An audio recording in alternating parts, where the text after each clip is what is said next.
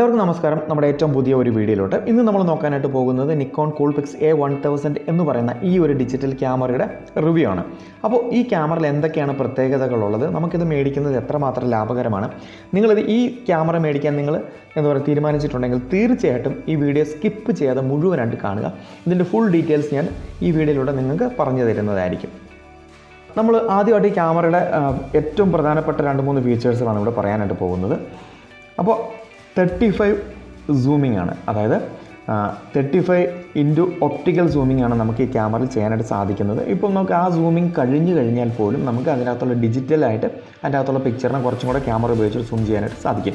അതായത് ഭൂമിയിൽ നിന്നുകൊണ്ട് നമുക്ക് വേണമെങ്കിൽ ചന്ദ്രൻ്റെ ഫോട്ടോ ഒരു ട്രൈപോഡിൻ്റെ സഹായത്തോടു കൂടി എടുക്കാനായിട്ട് ഈ ക്യാമറ കൊണ്ട് നമുക്ക് സാധിക്കുന്നതാണ്.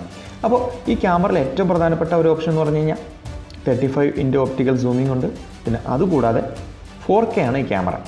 അപ്പോൾ നമ്മളിത് ഇതിൻ്റെ വേറൊരു പ്രത്യേകത എന്ന് പറഞ്ഞു കഴിഞ്ഞാൽ വൈഫൈ ഇൻബിൽറ്റഡ് ആണ്, പ്ലസ് ബ്ലൂടൂത്തും ഇതിലുണ്ട്. പിന്നെ ഇതിൻ്റെ ഡിസ്പ്ലേ വരുന്നത് നമുക്ക് 180 ഡിഗ്രി വരെ കംപ്ലീറ്റ് ആയിട്ട് നമുക്ക് എന്ത് ചെയ്യാൻ പറ്റും, ഫോൾഡ് ചെയ്യാനായിട്ട് സാധിക്കും. ഇങ്ങനെ ഇതിപ്പം 90 ഡിഗ്രി ആയിട്ട് വീണ്ടും 90 ഡിഗ്രി. പിന്നെ നമുക്ക് ഇതിൻ്റെ ഇടയ്ക്കുള്ള ചില ആംഗിളും കൂടെ നമുക്കിതിൽ അഡ്ജസ്റ്റ് ചെയ്യാനായിട്ട് സാധിക്കും. ഇപ്പോൾ നിങ്ങൾക്കൊരു എന്താ പറയുന്നത് ഈ ഒരു രീതിക്ക് കണ്ട, അപ്പോൾ നമുക്ക് മേളിൽ നിന്ന് താഴെ എടുക്കാനും ഇതുപോലെ ടിൽറ്റ് ചെയ്യാനൊക്കെ ആയിട്ട് സാധിക്കും. ഈ ഒരു ക്യാമറ കൊണ്ട് നമുക്ക് അത്യാവശ്യം എല്ലാ മൂവ്മെൻറ്റുകളും തന്നെ ഈ ക്യാമറ ഉപയോഗിച്ചുകൊണ്ട് എടുക്കാനായിട്ട് സാധിക്കും. അതുകൂടാതെ നമ്മൾ വളരെ ശ്രദ്ധിക്കേണ്ട ഒരു കാര്യം എന്ന് വെച്ച് കഴിഞ്ഞാൽ ഈ ഡിസ്പ്ലേയുടെ പുറകിലാണ് ഇതിൻ്റെ സ്ട്രിപ്പ് പോയിരിക്കുന്നത്. ഈ ഒരു സ്ട്രിപ്പ് കണ്ടോ, ഇവിടെ പ്രത്യേകിച്ച് എഴുതി വെച്ചിട്ടുണ്ട്, ഇവിടെ എന്ത് ചെയ്യാൻ പാടില്ല, തൊടാനായിട്ട് പാടില്ല ഈ ഒരു ഏരിയ വന്നു കഴിയുമ്പോൾ.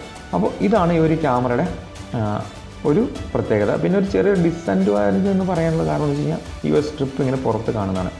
അപ്പോൾ നമ്മൾ വളരെ ശ്രദ്ധിക്കുക, പ്രത്യേകിച്ച് ഈ ഭാഗങ്ങൾ നമ്മൾ തൊടാതിരിക്കുക. ഇനി നമുക്ക് ക്യാമറയുടെ മറ്റ് ഫീച്ചേഴ്സും കൂടെ നമുക്ക് നോക്കാം.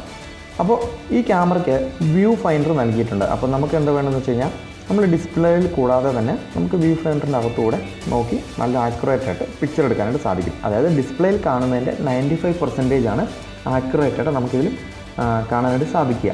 അപ്പോൾ നമ്മൾ ഓട്ടോമാറ്റിക്കായിട്ട് നമ്മുടെ കണ്ണ് ഈ ഭാഗത്തോട് കൊണ്ടുവന്ന് കഴിയുമ്പോൾ ഓട്ടോമാറ്റിക്കായിട്ട് എന്ത് സംഭവിച്ചു കഴിഞ്ഞാൽ ഈ ഡിസ്പ്ലേ കട്ടാവും. പിന്നെ നമുക്ക് ഈ വ്യൂ ഫൈൻഡറിനകത്തൂടെ നമുക്ക് നോക്കാനായിട്ട് പറ്റുന്നതാണ്. ഇപ്പോൾ ഞാനിപ്പോൾ ഒരു മെനു സെലക്ട് ചെയ്യാം. അപ്പോൾ ഇതിനിടയിൽ ഞാനിങ്ങനെ ഹെൽപ്പ് ഓൺ ചെയ്ത് വെച്ചിട്ടുണ്ട്. അപ്പോൾ ഓട്ടോമാറ്റിക്കായിട്ട് നമ്മൾ ഈ ഒരു സെലക്ടോട്ട് പോയി കഴിയുമ്പോൾ എന്താണ് അവിടെ ചെയ്യേണ്ടത് അതിനെക്കുറിച്ച് ഡീറ്റെയിൽഡ് ആയിട്ടുള്ള ഒരു ഹെൽപ്പ്, ഒരു ചെറിയ നോട്ട് ഇവിടെ തെളിഞ്ഞ് വരും. അപ്പോൾ ഇത് നമുക്ക് ഈ വ്യൂ ഫൈൻഡറിനുള്ളിൽ കൂടെ കാണാനായിട്ട് സാധിക്കും. ഇപ്പോൾ ഞാൻ കാണിച്ചു തരാം. ഇപ്പോൾ നമ്മൾ എന്താ പറയുന്നത്, ഇവിടെ നോക്കുകയാണെങ്കിൽ നമുക്ക് ഡയറക്റ്റ് കാണാൻ പറ്റും. ഇപ്പോൾ ഞാൻ ഇവിടെ കൈ വെച്ച് കഴിയുമ്പോൾ ഓട്ടോമാറ്റിക്കായിട്ട് ഇത് കട്ടായി കഴിയുമ്പോഴത്തേക്കും നിങ്ങൾ വ്യൂ ഫൈൻഡറിനകത്തോടെ ശ്രദ്ധിച്ച് നോക്കിക്കഴിഞ്ഞാൽ കാണാൻ പറ്റും. നമ്മൾ ആ ഡിസ്പ്ലേക്കകത്ത് എന്തൊക്കെയാണോ കാണേണ്ടത് അതെല്ലാം തന്നെ നമുക്ക് വ്യൂ ഫൈൻഡറിനുള്ളിലൂടെ കാണാനായിട്ട് സാധിക്കും. അപ്പോൾ ഇതൊരു വലിയൊരു ഗുണമായിട്ട് തന്നെയാണ് പറയാനുള്ളത്. കാരണം എന്ന് വെച്ച് കഴിഞ്ഞാൽ ഇത്രയും ചെറിയ ക്യാമറയിൽ ഒരു വ്യൂ ഫൈൻഡർ നൽകാൻ എന്തെങ്കിലും ശ്രമിച്ചിട്ടുണ്ട്. പിന്നെ അതുകൂടാതെ ഒരു പോപ്പ് ഫ്ലാഷാണ് ഇതിന് വരുന്നത്. നമുക്ക് ആവശ്യാനുസരണം ഇതുപോലെ നമ്മൾ ഈ ലിവർ അൺലോക്ക് ചെയ്തിട്ട് നമുക്ക് ഈ ഒരു ക്യാമറയുടെ മുകൾ ഭാഗം അവിടെ നിന്നും പോപ്പ് ചെയ്ത് പുറത്തോട്ട് വരുന്ന രീതിക്കാണ് ഇതിൻ്റെ ഫ്ലാഷ് നൽകപ്പെട്ടിരിക്കുന്നത്. സാധാരണ എല്ലാ ക്യാമറ ഉള്ളതുപോലെ തന്നെ എല്ലാ മാനുവൽ മോഡ്, സ്പോർട്സ് മോഡ്, അങ്ങനെ വേണ്ട എല്ലാ മോഡുകളുള്ള ഒരു ക്യാമറ തന്നെയാണത്. പിന്നെ ഒരു ഡയൽ സ്വിച്ച് നൽകിയിട്ടുണ്ട്. നമുക്കിപ്പോൾ അത്യാവശ്യം ഇതുപോലെ മുകളിലേക്ക് താഴോട്ടൊക്കെ നമ്മുടെ മെനു പിക്ചറൊക്കെ സെലക്ട് ചെയ്യാൻ വേണ്ടിയിട്ട് ഒരു ഡയൽ ഗേജ് നൽകിയിട്ടുണ്ട്. നമുക്ക് അത്യാവശ്യം എല്ലാം അവിടെ ഉപയോഗിക്കാനായിട്ട്. പിന്നെ അതുകൂടാതെ ഈ ഒരു മെനു ബട്ടൺ കണ്ട, ഇവിടെ ഒരു നാവിഗേഷൻ ബട്ടണിൽ ഇവിടെ നൽകിയിട്ടുണ്ട്. നമുക്ക് വളരെ ഉപകാരപ്പെട്ട ഒരു കാര്യം തന്നെയാണ്. പിന്നെ മെനു, പിന്നെ അതുകൂടാതെ നമുക്ക് ഫോക്കസ് ലോക്ക് ചെയ്യാനും അൺലോക്ക് ചെയ്യാനും വേണ്ടിയിട്ടുള്ള ഒരു സ്വിച്ച് ഇവിടെ നൽകിയിട്ടുണ്ട്.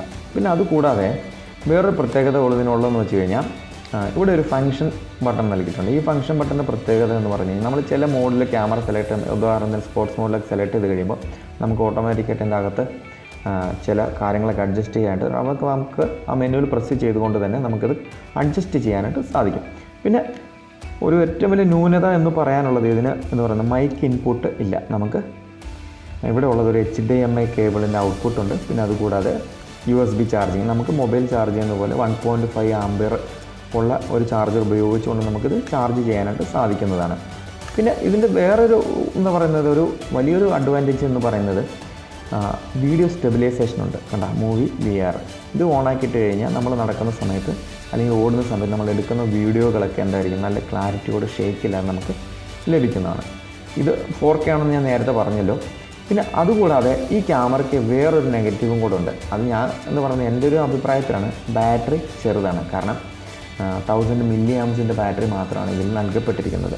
അപ്പോൾ ഞാൻ അതിനെക്കുറിച്ച് കൂടുതൽ സെർച്ച് ചെയ്തപ്പോൾ എനിക്ക് മനസ്സിലായ വേറൊരു കാര്യം എന്ന് വെച്ച് കഴിഞ്ഞാൽ ഇത്തരം ചെറിയ ക്യാമറകൾ അല്ലെങ്കിൽ പോയിൻറ്റ് ഷൂട്ട് ക്യാമറകളിൽ കണ്ടിന്യൂസ് നമ്മൾ 1 മണിക്കൂർ 1.5 മണിക്കൂർ നമ്മൾ കണ്ടിന്യൂസ് ഉപയോഗിച്ച് കഴിയുമ്പോഴത്തേക്ക് ഇത് ഹീറ്റാവും. അപ്പോൾ വലിയൊരു ബാറ്ററി നൽകി കഴിഞ്ഞാൽ എന്ത് സംഭവിക്കുന്നത് വെച്ച് കഴിഞ്ഞാൽ നമ്മൾ കണ്ടിന്യൂസ് ഇത് ഉപയോഗിക്കും. അങ്ങനെ വന്നു കഴിയുമ്പോൾ വീഡിയോ റെക്കോർഡിങ്, പിക്ചർ ഷൂട്ടിങ് അല്ലെങ്കിൽ വീഡിയോ ഇതൊക്കെ ചെയ്യുന്ന സമയത്ത് എന്ത് സംഭവിക്കുന്നത് വെച്ച് കഴിഞ്ഞാൽ സേവ് ആകാൻ വളരെ താമസമെടുക്കും. പിന്നെ പെട്ടെന്ന് ക്യാമറ ഓഫായി പോകും. അത് ഒഴിവാക്കുന്നതിന് വേണ്ടിയിട്ടാണ് അവർ ഈ പ്രത്യേകിച്ച് പോയിൻറ്റ് ഷൂട്ട് ക്യാമറകൾക്ക് ചെറിയ ബാറ്ററി നൽകിയിരിക്കുന്നത്. പിന്നെ നമുക്ക് വേണമെങ്കിൽ ചെറിയൊരു പവർ ബാങ്ക് കൊണ്ടുവന്നാൽ മതി. പ്രത്യേകിച്ചൊരു എന്താ പറയുന്നത് വേറൊരു അഡീഷണൽ ബാറ്ററിയുടെ ആവശ്യം വരുന്നില്ല. കാരണം നമുക്ക് ഇതുവഴി പവർ ബാങ്ക് വഴി നമുക്കത് ഈ ഒരു പോർട്ട് വഴി നമുക്ക് ചാർജ് ചെയ്യാനായിട്ട് സാധിക്കും. ഇനി നമുക്ക് ഈ ക്യാമറയുടെ ബാറ്ററി പിന്നെ മെമ്മറി കാർഡ് അതൊക്കെ എവിടെയാണ് സ്റ്റോർ ചെയ്യുന്നത് അതൊന്ന് നമുക്ക് നോക്കാം. അപ്പോൾ ഇതിൻ്റെ അടിഭാഗത്ത് ക്യാമറയുടെ അടിഭാഗത്ത് തന്നെയാണ് എല്ലാ പോയിൻറ്റ് ഷൂട്ട് ക്യാമറകളെ പോലെ തന്നെ ഈ ക്യാമറയുടെ അടിഭാഗത്താണ്.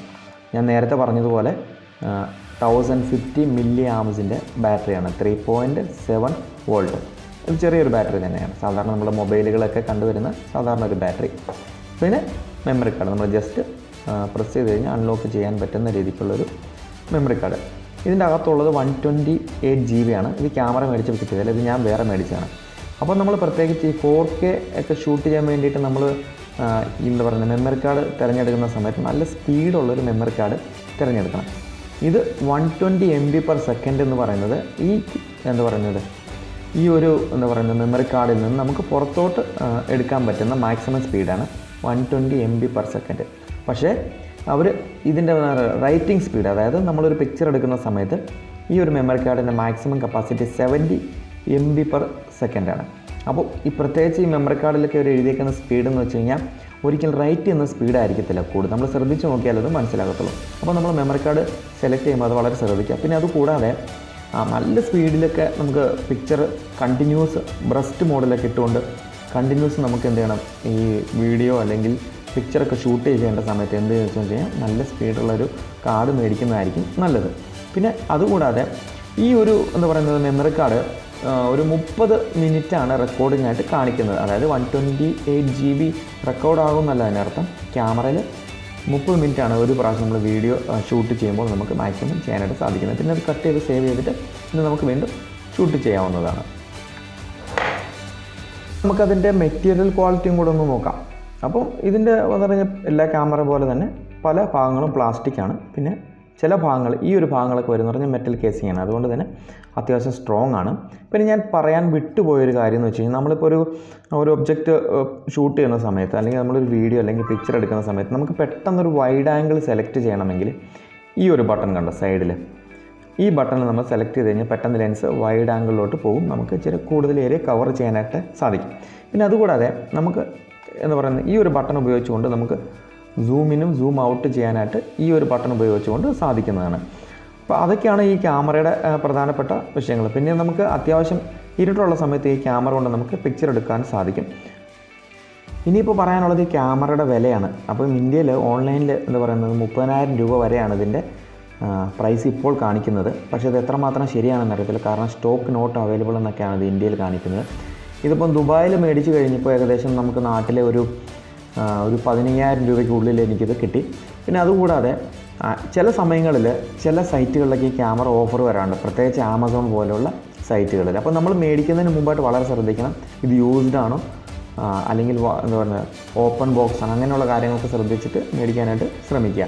അപ്പോൾ ഈ ഒരു വീഡിയോ നിങ്ങൾക്ക് ഇഷ്ടപ്പെട്ടെന്ന് വിചാരിക്കുന്നു. നിങ്ങൾ ഈ ചാനൽ ആദ്യമായിട്ട് കാണുക, സബ്സ്ക്രൈബ് ചെയ്യുക, ബെൽ ബട്ടൺ എനേബിൾ ചെയ്ത് കഴിഞ്ഞാൽ ഞാനിതുപോലെ പുതിയ വീഡിയോ ചെയ്യുന്ന സമയത്ത് നിങ്ങൾക്ക് അപ്പോൾ തന്നെ നോട്ടിഫിക്കേഷനായിട്ട് ലഭിക്കുന്നതായിരിക്കും.